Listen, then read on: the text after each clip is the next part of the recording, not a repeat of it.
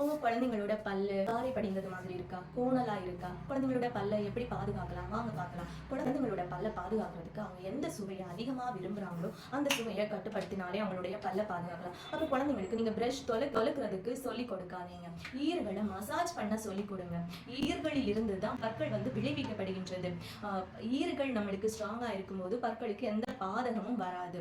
பண்ண சொல்லி கொடுக்கும்போது ஈரையும் சேர்த்து பிரஷ் பண்றதுக்கு சொல்லி கொடுங்க. அப்ப பளிச்சுன்னு சவுண்ட் வரும், அதுவே போதுமானது. அந்த சவுண்ட் வந்த அப்புறம் லைட்டா பிரஷ்ஷை வச்சு தொலைக்கி விட்டாலே போதும். அப்புறம் அந்த ரசாயனம் நம்மளுடைய பல்லுல படிஞ்சு உணவு உட்கொள்ளும் போது உடலுக்குள் சென்று அது உடல் உள்ளுறுப்புகளுக்கு பாதிப்பை ஏற்படுத்துகிறது. அவங்க பிரஷ் பண்ணி முடிச்ச அப்புறம் ஒரு டம்ளர் வாட்டர்ல அதோட பிரஷோட மயிர்கால்கள் மூழ்கி இருக்கும்படி தண்ணீர்ல போட்டு வைங்க.